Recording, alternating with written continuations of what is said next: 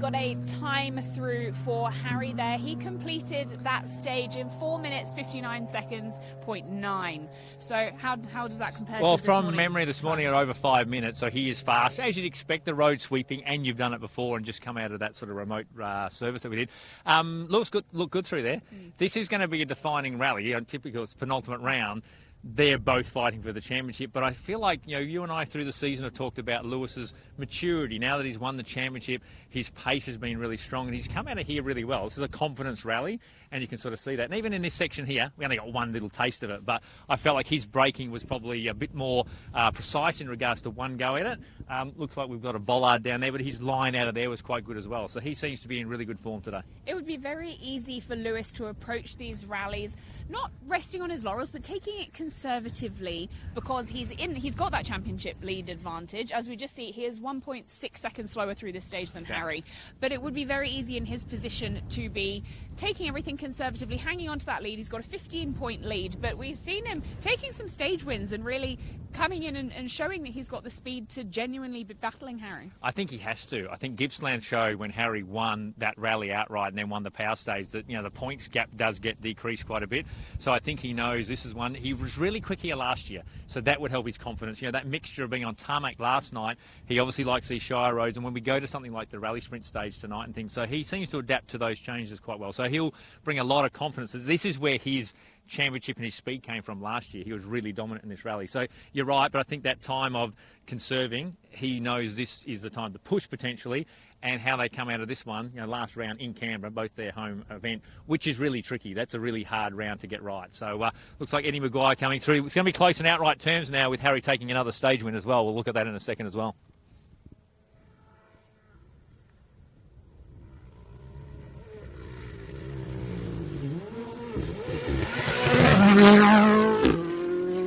Luke Anir, in fact, coming through. Yeah, I picked that wrong, didn't I? So Luke Anir struggling a little bit today. Spoke to him as well. You can sort of hear him off the throttle a little bit on the approach to here. He said, I just don't have the confidence in the car. And I think he's a little bit dark on himself, because he said, I just haven't done the prep that I normally would have done. He's been probably busy, and that's what happens. You just take your eye off the ball for a little bit, and you pay for it through here, particularly in high-speed roads where you have to be confident. So. Talk about the preparation into a rally, because certainly from what I've seen and talking to competitors, it does take, you're not just rolling up on the day, and you're not rolling up to recce completely unprepared. There's a lot of work that goes in even before getting to this stage. So talk to us about that and what it entails. Well, I think some of it's changed from since I rallied now with technology and things. It seems like the drivers do a lot more time looking at the onboards and things and trying to study where they were strong last time, look at the results from there. It obviously helps when you've been to a round before in regards to your notes and refining those. So I think there's been a lot more done now in regards to your prep of your pace notes and being able to see and improve from one year to the other, particularly using onboard vision. They spend a lot of time, like a lot of hours, which we didn't do back before. I mean, you'd come and I guess you get a benefit because you've been at a rally before. Now the benefit comes because you've been there before, but you're also studying it up. So when you come in here, your car setups probably also play a bit of a part in that as well. So now got a time through. He is 12.5 seconds off of Harry in that stage. My maths isn't fantastic, but that will put him at a stage time of about 5 minutes and it's about a second a K. We know that on the quick math on there. So I think now I'll probably get this one right now. I think it should be Eddie Maguire coming through in the Skoda. Been going well.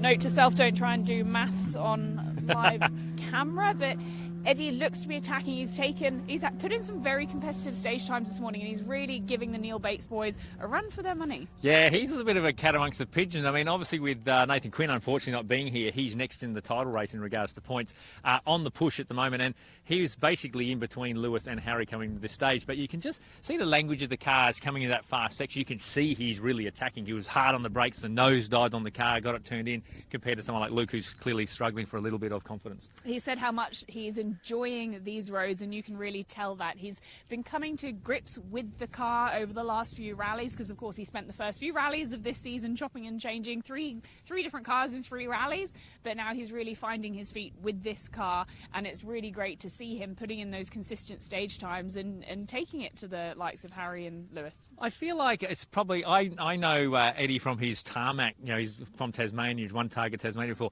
Targa's very high speed, so I think these roads won't daunt him in regards to the overall speed, and obviously adapting, he's getting used to this car. He showed pace when he was in production early in the year, and now that he's banking some rallies in this car, and the kilometres are coming up, he's getting really, really quick. Now, Eddie, third fastest through that stage at the moment, 1.8 seconds off of Harry. So Harry, I think, really lifted his game in this second pass through, as we would fully expect from him. Yeah, and that's what I think he said. I now know where the limit is, and he's just squeaked ahead. So from that point of view, they're still in a tight little battle of 3. Now it starts to bridge a gap towards some of the other cars. But, what a great run from them. Yeah, very impressive indeed. Now, let's have a kind of overview of this morning's stages, because it's been tight for some competitors who we didn't necessarily expect. Jamie and Brad Luff, they've been putting in some very good times.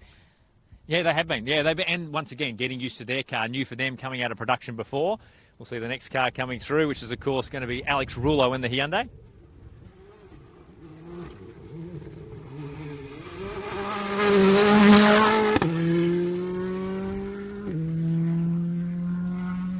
Looking quite good through there. In actual fact, overall, he's come into this stage in 5th, but a lot of that came down to last night. Someone like Troy Dow, who we discussed last night, didn't quite have the right setup. He lost a bit of time on the tarmac, so he's now trying to peg that back on these stages. So, in actual fact, Alex, overall, his outright pace hasn't been there quite this morning. He's coming to grips with the new round and new car and things, but overall, he's still well placed because of his really good times on the tarmac last night. And, of course, you would expect him to be delivering good times on tarmac, because he has driven the Ben Motorsport Park many times over the years, but in very different circumstances from his circuit racing background. But it'll be really good if he can put together a consistent rally this weekend, because he's been working really hard at that transition from circuit to rallying. And unfortunately, it just hasn't come together over a full weekend yet. He's been delivering some very promising stage times, but has been making a mistake. Every single rally, there's always been something that's cost him. Paying hard for a small mistake some of the time. It shows from his seeding. This is seeded, so his seeding's now 5th in the championship for the entrants that have come through. So it shows he has pace. He just needs to put the heat together, and then the results start to come. So definitely showing that he's building his rally knowledge and experience and going very well. Of course, and he is 4th for that stage at the moment, 8.9 seconds off of Harry. And just a reminder of Harry's time, he set this stage in 4 minutes 54 seconds, 0.9. And I think overall that actually now means that Lewis still leading, Harry now close, and I think you might see Eddie Maguire. So it's really close between the top 3 there. We've got the outright times there, so it looks like Lewis in the lead, Harry second, and of course Maguire there. And they are very, very close in regards to times.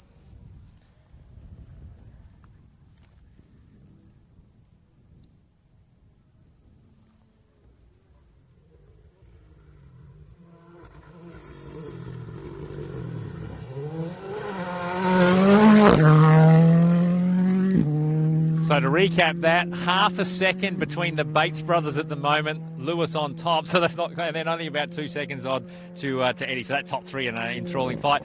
Of course, there we got Troy Dow coming through. He's set some really good times this morning. From what we just seen this little bit, I thought he had a couple of goes under brakes. You can sort of see that. So clearly in other sections of the stages so far, he's been very quick though. So, brand new car it was for the last round as well. So, he's still dialing in a brand new car. He's been sort of mixed and matched on a few of the models he's been running this year. He is another one who has been chopping and changing between cars. So it's really good to see him getting some confidence, because he did have some big scares earlier this year, especially we saw in Gympie.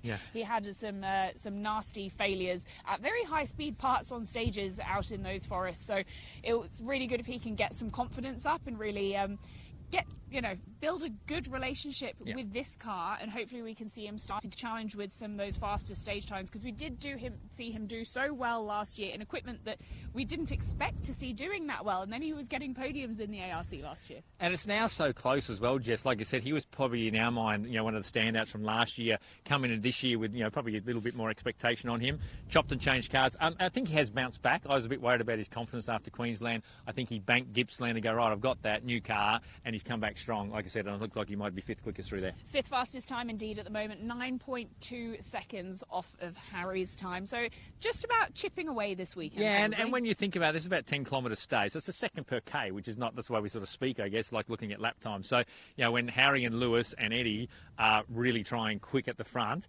when you've got to try and set your pace, second to K, that's not a bad benchmark. So going well. Let's have a look at the next one coming through.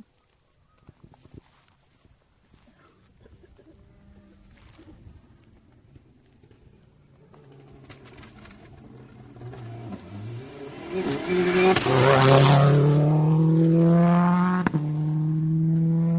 think you might have even seen a small thumbs up. Did you see that from Andy Sarandis, the co-driver? So Andy Sarandis just then. Great to have Molly back in the championship. Now, the big thing for Molly coming back, production car, and of course we talked a lot about Bodie Reading this year and Steve Maguire, is that this is probably the closest that you'd expect a production car to be to a WRC2 car or an AP4 car. You can see coming in here how much the suspension's different. Molly's car looks like a track car compared to the R5 cars coming through here. The suspension travels not as much. So in regards to that, being high speed, it's all about the commitment and the speed of the car. Also a production car is generally heavier than some of these other cars, so she doesn't quite have the manoeuvrability. But if you've got the confidence through here, so her and Steve have been setting some good times through here on the gravel stages today. They lost out a little bit last night on the tarmac. So been doing a fantastic job, and she hasn't taken much to click back into ARC mode, has she? No, indeed. Those stages last night that we saw just weren't that well suited to production cars on the whole. Spoke to her during the interviews last night, and I said, how is it muscling the car through here? She said muscling is spot on. It takes a lot to get these cars through stages like that, so she will be very happy to get onto these stages here. She said it's the first time she's been here in 4 years, so really looking forward to getting back out in Adelaide. As we see, she's posted the 6th fastest time through that stage, 9.7 seconds off of Harry. So is that about where you'd expect her to be in that car? Yeah, like I said, she's probably done a bit better than on a couple of stages prior, but the repeat runs have come through. But that sees her in the mix with people like Troy and those sorts of Rulo and stuff. So, I think that anyone in a production car who's trying to fight in there is doing a really, really good job. So, like I said, I also think it's great for Steve Maguire and Bodie Reading to have her in the championship in that car. That's a really great car. It's Craig Brooks's car. It's the car she ran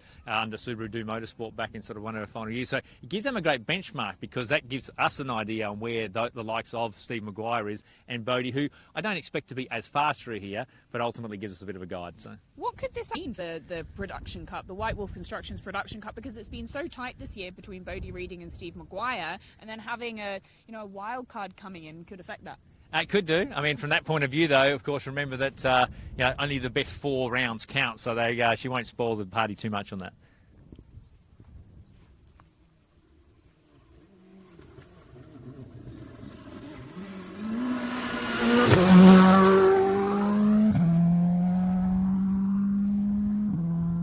Daniel Gonzalez and Damon Nicoli back on board for this one. Struggled a bit this morning, spun on the first stage, had a bit of an error code come up, I think, for an exhaust temperature check. Didn't seem uber confident there, didn't quite get the line right. So I just think he did an awesome job on the tarmac last night, just probably struggling to find his rhythm and consistency on the stages so far. A little bit hampered by, like I said, a spin and a little car issue on the last stage.